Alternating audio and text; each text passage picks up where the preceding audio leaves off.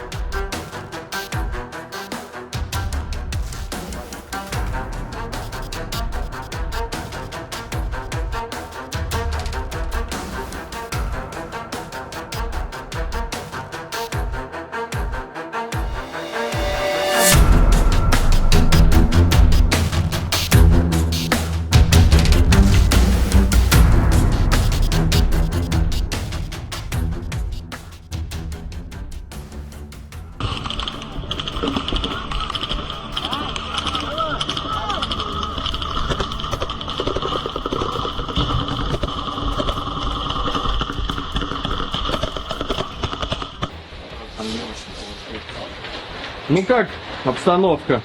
Обстановка замечательная, погода прекрасная, работаем всем, чем можем. Работаем на подавление, группы уже заходят в необходимый нам дом. Работаем. Зашли уже, нет? Да заходят, дорабатывают угол и, вскрыв угол, будут продвигаться дальше.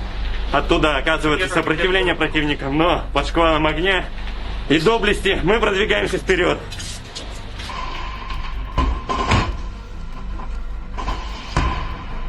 Выявляем цели, отрабатываем с РПГ. Пошли. Давай.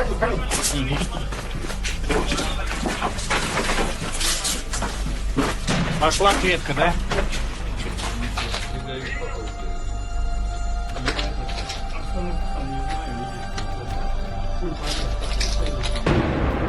Относительно опять. Работают наши грачи.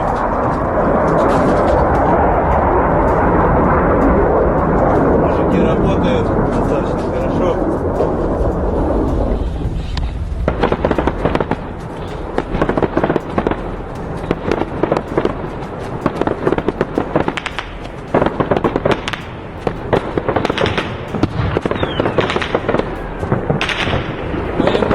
Работала в направлении по позициям, находящимся за дамбой, которые вот буквально вчера их только взяли. Противник еще находится тоже в ближайших домах.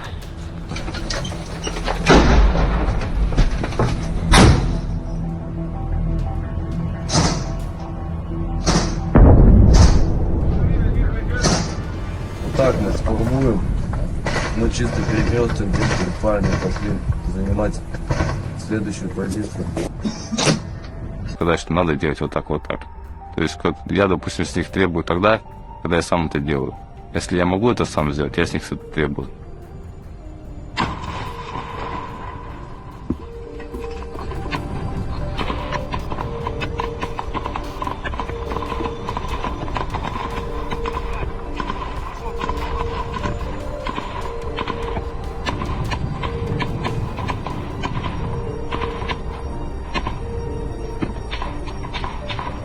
За каждого солдатика, то есть мы переживаем. То есть это не потребует.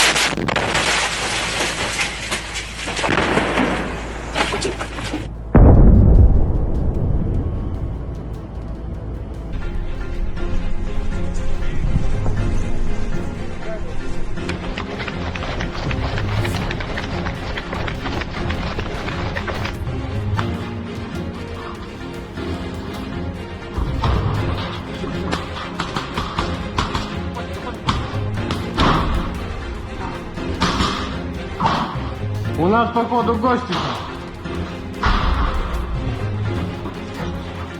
Да.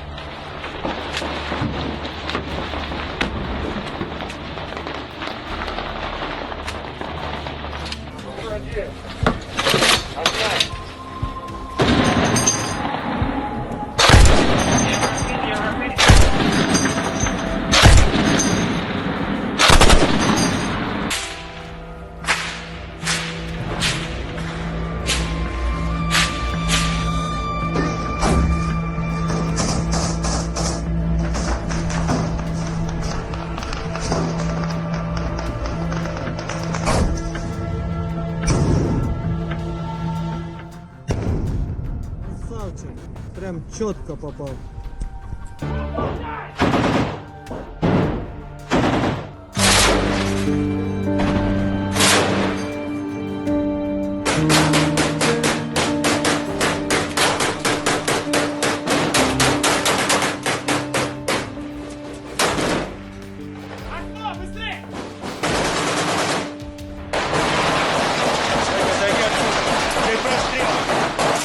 Кто там? Переходят. Дорога, правильно. Че, ушли? Да, один. Они, нет, один вот, одного вот около газели там положили. Бредим, все бредим.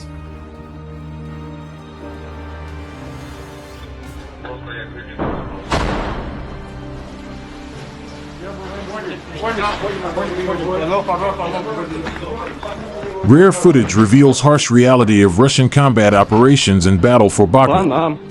A rare and highly detailed combat film documenting the operations of Russian troops during the Battle of Bakhmut, Artyomovsk, has been released, offering a brutally honest look into the realities of modern urban warfare. The footage sheds light on the immense challenges faced by infantry, artillery units, and assault groups in the complex and bloody fight for control of one of the most contested cities in the conflict. Unlike promotional or sanitized portrayals, the film captures the raw essence of war, its brutality, unpredictability, and human cost. Each advance through the ruins of the city is not just a statistic on a military briefing, but a testament to the systematic, relentless efforts of soldiers fighting block by block, building by building. The camera follows Russian assault teams as they engage in the methodical clearing of fortified urban structures. Scenes show small squads breaching enemy-held buildings, using close-quarters tactics under the constant threat of sniper fire, booby traps, and ambushes. The storming of entrenched positions involves coordination between infantry, armored vehicles, and artillery support, with every step measured and deliberate. Particularly striking is the documentary's unflinching honesty. It does not attempt to glorify the battle. Instead, it highlights operational difficulties, from lost momentum in certain sectors to tactical errors that required rapid adaptation. Delays caused by enemy resistance, miscommunication under fire, and the harsh environmental conditions are all shown without censorship. These moments of vulnerability are essential to understanding the cost of progress. They reveal that each captured quarter comes with heavy burdens, emotional, logistical, and human.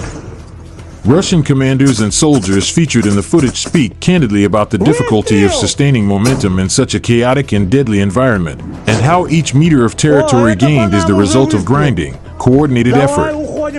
The film also illustrates the invaluable roles of support units, including medics, sappers, and logistical crews, whose efforts keep the frontline fighters operational. Under constant threat, they repair routes, evaluate the wounded, and ensure the flow of ammunition and supplies to those under fire. The armed forces of the Russian Federation continue the special military operation. The Sever group of forces engaged clusters of manpower and hardware of 5 mechanized brigades of the AFU and 2 territorial defense brigades close to Zapsali, Magritsa, Yunakovka, Ugroidi, Veliki Prikol, and Mirapolskoy, Sumy region. The AFU losses amounted to up to 220 troops, an armored fighting vehicle, 16 motor vehicles, and 6 artillery guns. 2 ammunition depots were destroyed. The Zapad group of forces liberated Kamenka, Kharkiv region. Russian troops hit units of 3 mechanized brigades, an assault brigade of the AFU, and 2 territorial defense brigades close to Dviregnia, Moskovka, Senkovo, Kupiansk, Kharkiv region, Novoy, Yampol, and Kirovsk, Donetsk People's Republic. The AFU losses amounted to more than 240 troops, 8 motor vehicles, and 3 field artillery guns, including 2 manufactured by NATO states. 1 Curtis electronic warfare station and 6 ammunition depots have been neutralized. Units of the UD group of forces took more advantageous lines and positions. The Russian armed forces inflicted losses on manpower and hardware of 3 mechanized brigades, an airmobile brigade of the AFU, and 2 territorial defense brigades close to Chasov Yar, Petrovka, Serebryanka, Seversk, Realexandrovka, Konstantinovka, Katarinovka, Dadievka, and Pleshchievka, Donetsk People's Republic.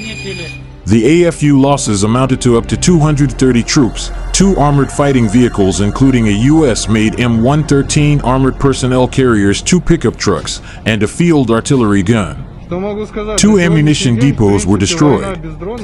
Units of the Central Group of Forces improved the tactical situation. Russian elements damaged units of 2 heavy mechanized brigades, 3 mechanized brigades, a Jaeger brigade, an assault regiment of the armed forces of Ukraine, and 2 National Guard brigades close to Myrylyabovka, Lysovka, Novaya Poltavka, Ulyanovka, Tarasovka, Bogdanovka, Uspanovka, and Udaknoy, Donetsk People's Republic. The enemy lost more than 375 troops, 2 armored fighting vehicles, 2 motor vehicles, and an Israeli-made radar. Units of the Vostok group of forces continued advancing into the depth of enemy defense.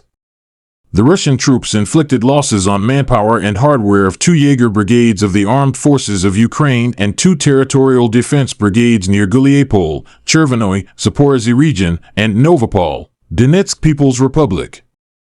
The enemy's losses amounted to up to 170 troops, 2 armored fighting vehicles, 4 motor vehicles, and 3 artillery guns. The Dnieper group of forces engaged 2 coastal defense brigades of the AFU and 3 territorial defense brigades near Kamenskoye, Zaporozhye region, Belozerka, Tokarevka, Nikolskoye, and Dniprovskoye, Kherson region. The AFU lost up to 75 troops, 3 motor vehicles, a field artillery gun, and an electronic warfare station. Operational tactical aviation, attack unmanned aerial vehicles, and missile troops and artillery of the Russian groups of forces have hit ammunition depots of the AFU as well as temporary deployment areas of the Ukrainian armed forces in 154 areas. Russian air defense systems have downed 3 US-made JDAM guided bombs and 234 fixed-wing unmanned aerial vehicles. In total, since the beginning of the special military operation, the enemy lost 661 aircraft, 283 helicopters, 54,179 unmanned aerial vehicles, 605 anti-aircraft missile systems, 23,071 tanks and other armored fighting vehicles, 1,553 MLRS combat vehicles, 24,224 field artillery guns and mortars, 34,689 units of support military vehicles,